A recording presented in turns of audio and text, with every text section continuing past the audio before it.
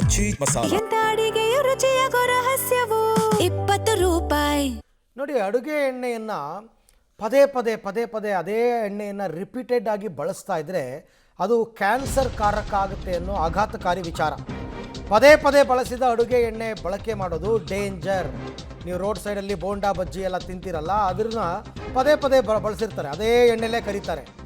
So ರಾಜ್ಯದಲ್ಲಿ ಒಟ್ಟು 40 ಆಹಾರ ಉದ್ದಿಮೆಗೆ ನೋಟಿಸ್ ಜಾರಿಯಾಗಿದೆ.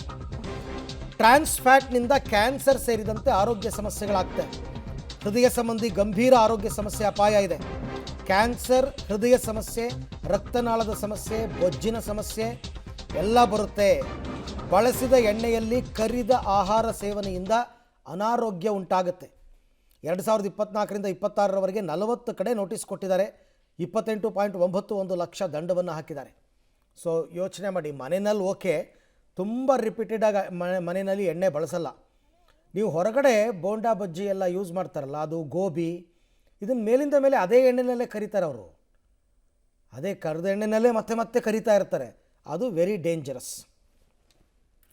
ಈ ಬಗ್ಗೆ ಮತ್ತಷ್ಟು ಮಾಹಿತಿ ನನ್ನ ಕೊಲೀಗ್ ಪವಿತ್ರ ಅವರಿಂದ ಪಡ್ಕೊಳ್ಳೋಣ. ಪವಿತ್ರ, ಈಗ ಮನೆಯಲ್ಲಾದರೆ ಓಕೆ, ಬಟ್ ಹೊರಗಡೆ ಈ ಗೋಬಿ ಬಜ್ಜಿ ಇವೆಲ್ಲ ಅದೇ ರೀತಿ ಮೇಲಿಂದ ಮೇಲೆ ಅದೇ ಎಣ್ಣೆ ಬಳಸ್ತಾರೆ.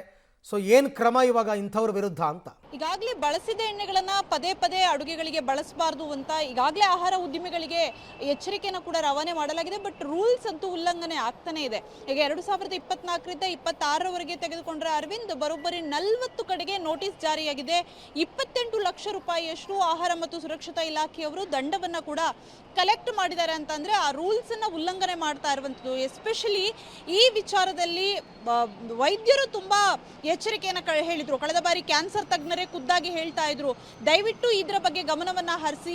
ಯಾಕಂದ್ರೆ ಕೈಗಾರಿಕೆಗಳಲ್ಲಿ ಉತ್ಪತ್ತಿಯಾಗುವಂತ ರೀತಿಯಲ್ಲೇ ಮನುಷ್ಯನಿಗೆ ಈ ಒಂದು ಆಹಾರವನ್ನ ಸೇವನೆ ಮಾಡಿದ ತಕ್ಷಣ ಆತನ ಹೆಲ್ತ್ ಹಾಳಾಗೋಗ್ತದೆ. ಕ್ಯಾನ್ಸರ್ ಮಾತ್ರ ಅಲ್ಲ, ಹೃದಯ ಸಂಬಂಧಿ ಸಮಸ್ಯೆ ಇರ್ಬೋದು, ಬೊಜ್ಜಿನ ಸಮಸ್ಯೆ ಇರ್ಬೋದು, ರಕ್ತನಾಳದ ಸಮಸ್ಯೆ, ಹೀಗೆ ಅನೇಕ ಸಮಸ್ಯೆಗಳು ಬರ್ತಾ ಇದ್ದಾವೆ. ಎಸ್ಪೆಷಲಿ ಮಕ್ಕಳಿಗೆ ಹೆಚ್ಚಾಗಿ ಇದು ಆಕರ್ಷಣೆ. ಹೊರಗಡೆ ಫುಡ್ ಅನ್ನ ತಿನ್ಬೇಕು ಅನ್ನುವಂಥದ್ದು IT ವಲಯದವರಿಗೆ ಹೆಚ್ಚಾಗಿರುವಂತಹ ಆಕರ್ಷಣೆ ಆಗಿರುವಂಥದ್ದು. ಸೊ ಸಾಕಷ್ಟು ಜನ ಇದೇ ಸಮಸ್ಯೆಯಿಂದ ಹೊರಗಡೆ ಇನ್ಸ್ಟೆಂಟ್ ಫುಡ್ಗಳನ್ನು ತಿನ್ನುವಂಥದ್ದು ಅಥವಾ ಕರಿದ ಆಹಾರವನ್ನು ಪದೇ ತಿನ್ನೋರಿಗೆ ಅನೇಕ ಸಮಸ್ಯೆಗಳನ್ನು ಬಂದು ಆಸ್ಪತ್ರೆ ಪಾಲಾಗಿದ್ದಾರೆ. ಸೊ ಹಾಗಾಗಿ ವೈದ್ಯರ ನೇತೃತ್ವದಲ್ಲೇ ಖುದ್ದು ಆಹಾರ ಮತ್ತು ಸುರಕ್ಷತಾ ಇಲಾಖೆಗೆ ಕಳೆದ ಬಾರಿ ಮನವಿಯನ್ನ ಕೂಡ ಮಾಡಿದ್ರು.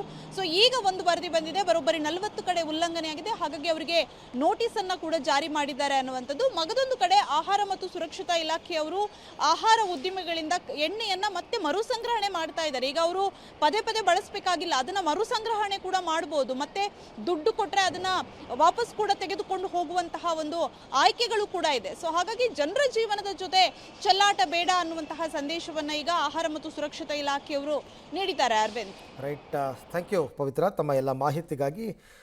ಸೊ ಹುಷಾರು, ಅದಕ್ಕೋಸ್ಕರನೇ ಹೇಳೋದು, ಮನೆ ಫುಡ್ ಯಾವತ್ತೂ ಕೂಡ ಬೆಸ್ಟ್ ಅನ್ನೋದು ಇದೇ ಕಾರಣಕ್ಕೋಸ್ಕರ.